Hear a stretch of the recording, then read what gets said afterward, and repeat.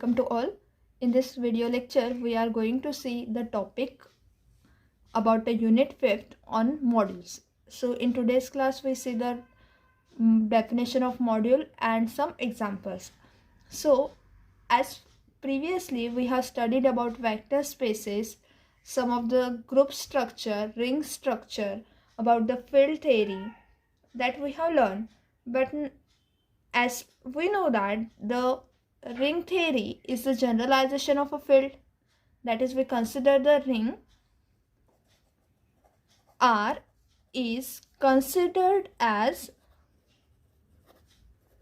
generalization of field. In similarly, modules are generalization of vector space. That is, vector space is a smaller set and the bigger space is our module. Okay, so the generalization of the vector space, we call this as a module. As we know that what are the condition for a vector space? Vectors, that is, V is called as a vector space if it satisfies the axioms. Number 1, that V is additive abelian group. Number 2, it satisfies the distributive property over F. Properties that are nothing but if A plus B into V will be equals to A into V plus B into V, where what is A and B? A and B are the elements of field, or we can say that A into V plus W will be equals to A into V plus A into W. What is V and W? V comma W belongs to the vector space. So this satisfies the distributive property. Then we have the unity 1 belongs to F such that 1 into small v, that is 1 multiplied by the vector element, will be v. So as it satisfies the sum of the properties, in the same way we define a module which satisfy the similar properties, and there is something which is bigger than the vector space, because vector space is defined over a field F, but our module is defined over a ring R. Okay, that is, here A and B are the scalar, that is, a scalar is distributive over vector, or vectors are distributive over scalar. So this distributive property, or it is closed under scalar multiplication, that is A into V is again the element of a vector space V, right? That is, it is closed under scalar multiplication. So in this way the vector space satisfies the axioms. In the similar way, the module satisfies the axioms by considering the field, that is, we take V as a module M and the field as a ring, and taking this V as a module and F as a ring, then that space is called as a module. So firstly we define the left R module. The definition of left R module. So the definition says we have given R be a ring, and we have M an additive abelian group, and we define a multiplication mapping, that is, we define a binary operation multiplication which is from R cross M to M as R comma M, that is, this is an element of R cross M, it maps to the element Rm, that is, this multiplication, that is, this M is closed under scalar multiplication. So scalar, that is the element R, which is from a ring capital R. This mapping such that, if we define this mapping such that it satisfies the axiom, our first axiom is R in bracket m1 plus m2, that is equals to rm1 plus rm2, that is, this is a distributive over the elements of m. Okay, that is the scalar that is an element from a ring is distributive over the elements from this additive abelian group. So we distribute here by multiplying r inside the bracket rm1 plus rm2. Second property is that r1 plus r2 into m will be equals to r1m plus r2m. So here the scalar addition over this element small m of this additive abelian group is distributive. Okay, number third, r1 r2 of m will be equals to, that is, we have the associativity property. Okay, so this associative property is r1, we take the bracket to r2m. Okay, that is, we associate the element of scalar to the element of this additive abelian group capital M. So similarly, if all this axiom, the number fourth, as we have in a vector space this unity axiom, that is, when we multiply 1 to the vector element we get the vector element. In the same way, for module we have 1 multiplied to the additive abelian element of an additive abelian group, 1 into m, we get m if 1 belongs to R.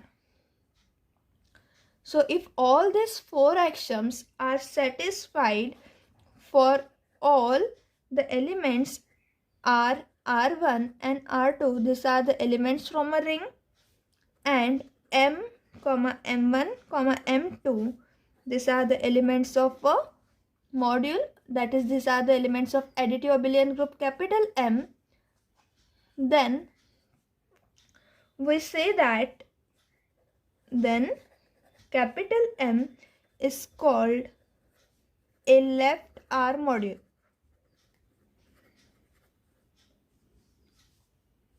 And we denoted it and we write it as,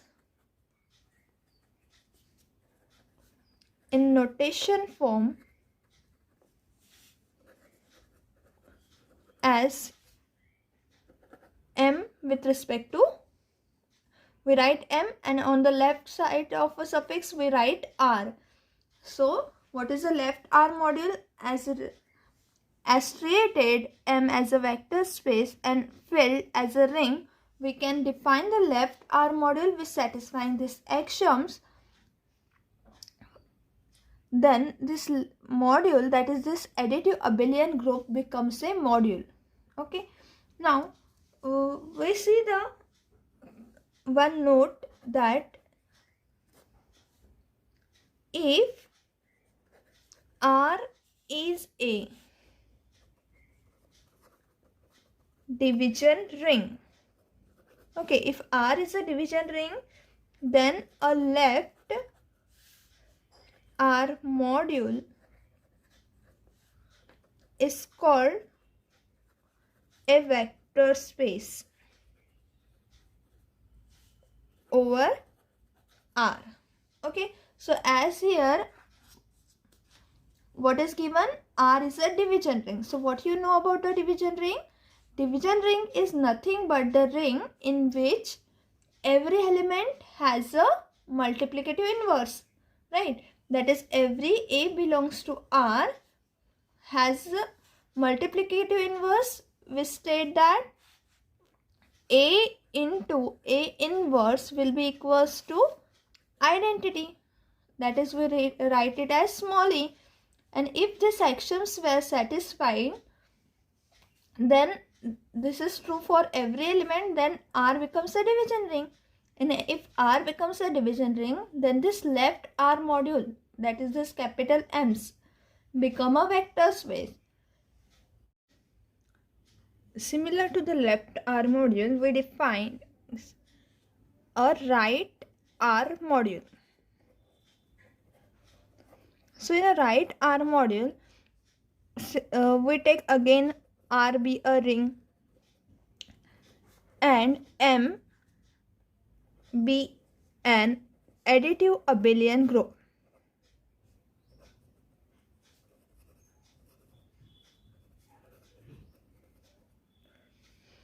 And we define a mapping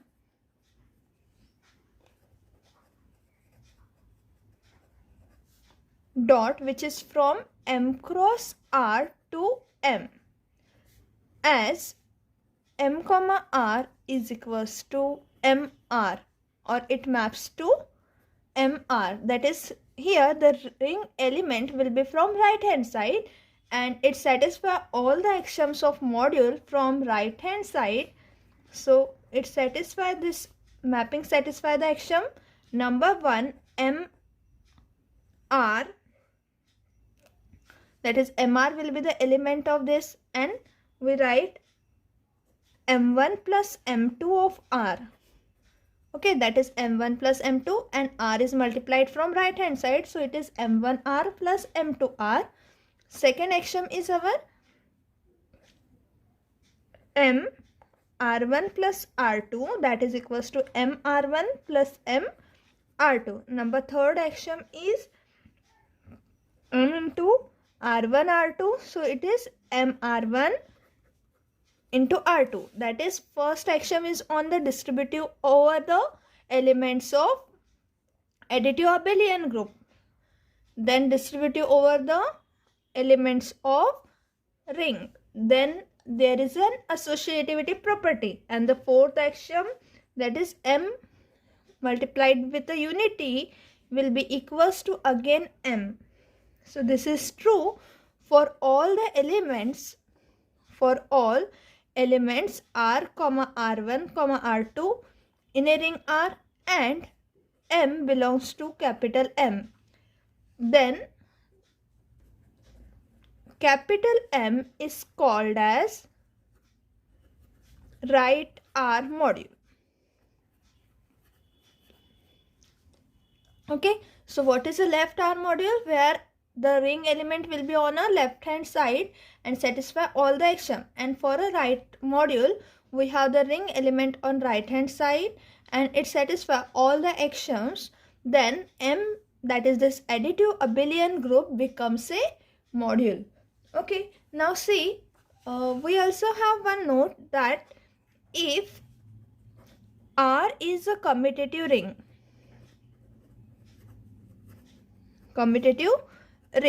if R is a commutative ring, then what we know? You know that it satisfies the commutativity property. And if it satisfies the commutative property, then MR will be equals to RM, right? That is, MR will be equals to RM. This is a commutative property.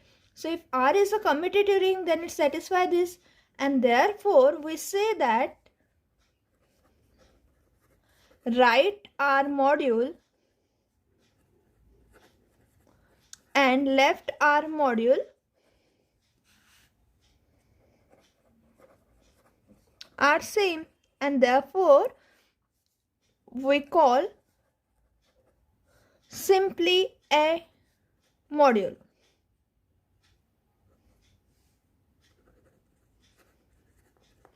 Okay, that is simply a R module.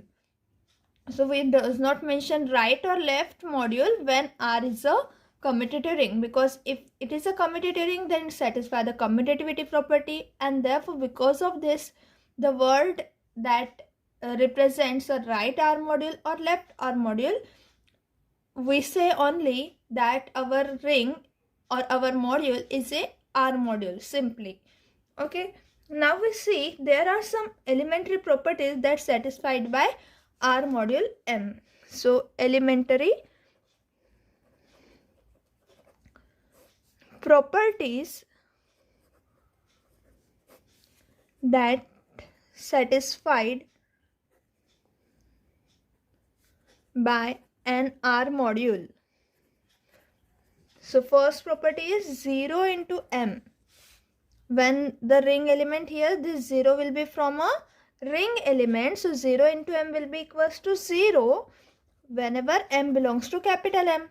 Okay, that is whenever we have 0 element from ring, then if we multiply it to the module, that is m, then it is always equals to 0, and this 0 will be an additive identity from m. That is the 0 on left hand side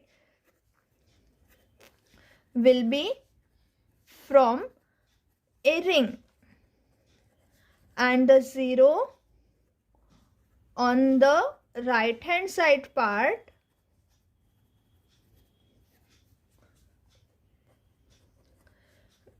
is the identity, or we can say additive identity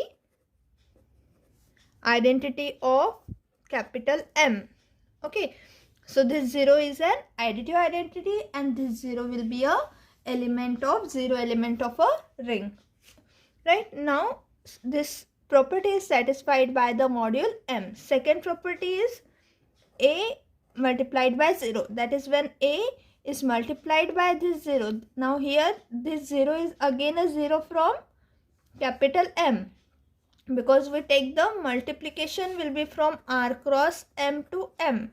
So this the right part will be R will be from capital R, and from right part will be the element from a right will be from module, the element on the left will be from ring. So here A0 here, this 0 will be from M, and that is equals to 0.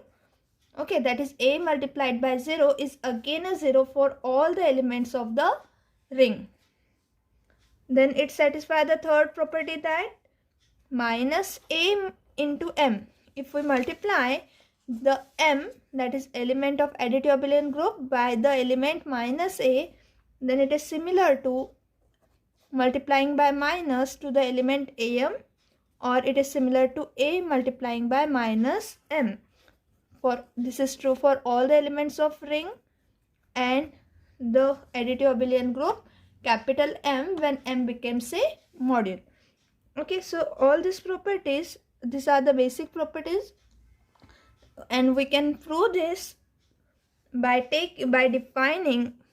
So as we prove, for example, we prove property A by defining AM, that is equals to, if AM equal to, we can write this AM as A plus 0 M. Okay, that is this A is written as A plus 0, because if we add 0 to A, then it is again A.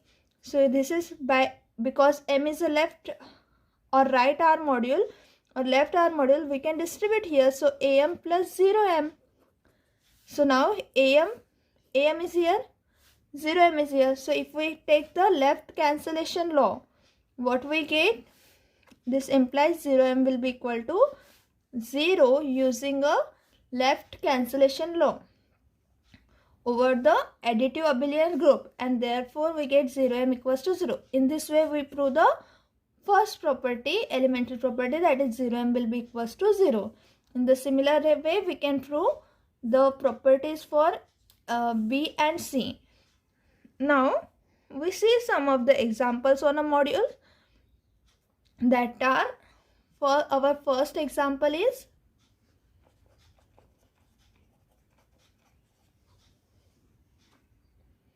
example 1. We let capital A be any additive abelian group. Then A is left, or we can say it is right Z module. Okay, so what our first example is on, given here that A is a additive abelian group, and what we have to show? We have to show that this additive abelian group is a left Z module. So here the ring is the set of integers Z. So our ring R will be our set of integers Z, and we have to show that A is a Z module. As we have to show that A is a left Z module, we have to satisfy the axioms of a left R module. So what are the axioms of a left R module? Our first axiom is R into M1 plus M2 will be equals to Rm1 plus Rm2. What is R? This R is the element of ring. Our second axiom is R1 plus R2 into M will be equals to R1M plus R2M. Our third axiom is R into R1 into R2M, that is associativity. So R1 R2M will be equals to R1 in bracket R2M. And the last is nothing but 1 into M will be equals to M. So if we satisfy all these four axioms, then this capital A becomes a Z module. Okay, so we see this axiom one by one.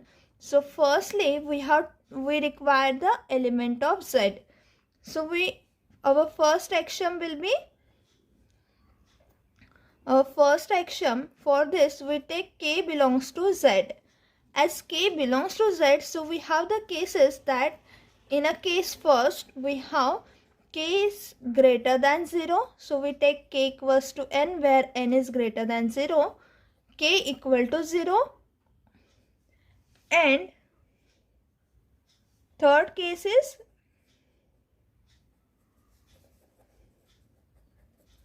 K is lesser than 0. So we take K equals to minus N where N is positive integer. Okay, it belongs to Z plus means it is a positive integer. So N is positive, so K that is equals to minus N becomes negative. Okay, so when K belongs to Z, we have these three cases, and under these three cases we show that our first axiom is satisfied. So what we have to first axiom is, so we take N multiplied by A1 plus A2. What are A1 plus A2? Where A1 comma A2 belongs to capital A. And what is N into A1? N into A1 means we take the addition of A1 plus and so on plus A1. This is N times. So N A1 plus A2 will be nothing but A1 plus A2 plus A1 plus A2 plus and so on. This is N time.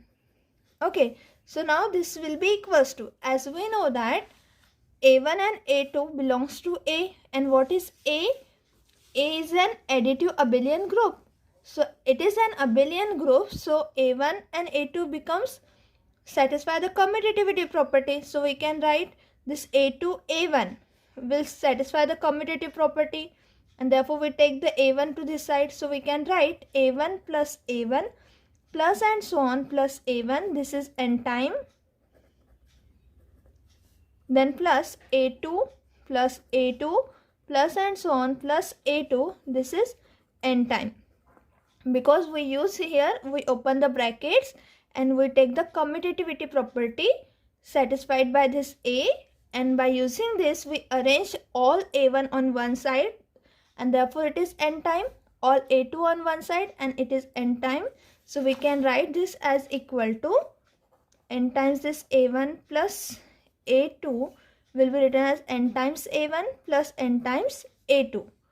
Okay, so this is when N is greater than 0. When N equal to 0, we have N into A1 will be equal to 0. Okay, and when N is lesser than, that is when K is less than 0, K will be equal to minus N. Therefore, K times A1 will be nothing but A minus of A1 minus of A1 minus and so on minus of A1. And K is nothing but N. So, this minus of A1 will be N time. Okay. So, we use this term. So, firstly, we have taken here that N is greater than 0. When N equal to 0 and when this K will be negative. Okay, so if K is negative, then we have K times A1 plus A2 what we get for this? We get that k times a1 a2 will be written as minus n time a1 plus a2. So minus n time a1 plus a2 is nothing but minus of a1 plus a2, minus of a1 plus a2, and so on, minus of a1 plus a2. This is n time, right? That is, we write this term minus of a1 plus a2 n time. That will gives you, this will gives you minus of a1, minus of a2, minus of a1, minus of a2, and so on, minus a1, minus of a2. Now we again use here the commutative property, that is we commute this a2 and a1, again we commute this a2 and a1, and we collect all this a1 minus of a1 as minus of a1, minus of a1, and so on, minus of a1. This is n time. Okay, plus or minus of a2, minus of a2, and so on, minus of a2. This is n time. Or we can write here plus and inside the bracket this term. So this will be equal to minus of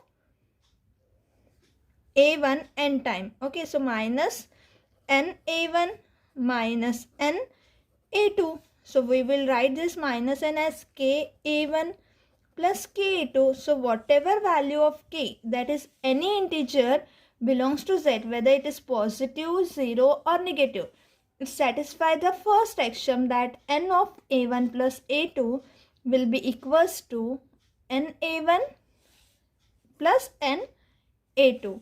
Okay, or we can say that here, as we take n will be equals to k, so k of a1 plus a2 will be equals to k a1 plus k a2. What is k? K is an integer. So this is our first axiom of our module, and it is satisfied by A. So in the similar way, we can satisfy k1 plus k2 of A will be equals to k1A plus k2B. Okay, that is, this is the second axiom. Then third axiom, that k1 k2 of A, k1 k2 of A means we can write A plus A plus A.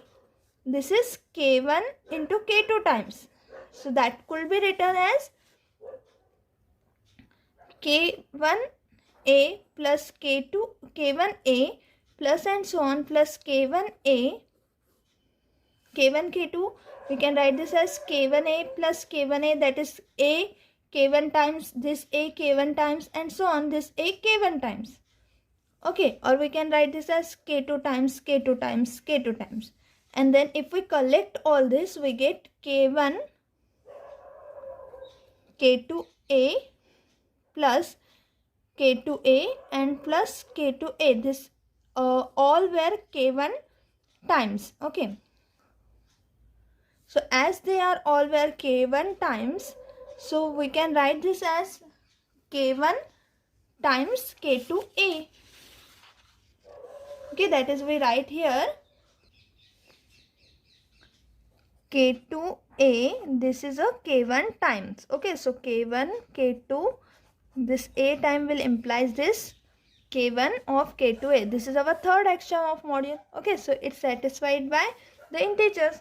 And the fourth axiom is 1 into A will be equals to A. That is, 1 is the unity in a Z. So whenever we multiply 1 to any element, we get the element A itself. And therefore, this is true for all the integer. That is all. This is true for all the integers k, comma k1, comma k2 belongs to Z. And for all the elements A, comma a1, comma a2 belongs to A. That is our all the axiom. 4 axioms were satisfied by all the elements of A and for all the elements of the integer. And hence we say capital A is a Z module. Okay, so in this way we have seen the definition of module and the example. Okay, in the next lecture we see the definition of submodule with the example.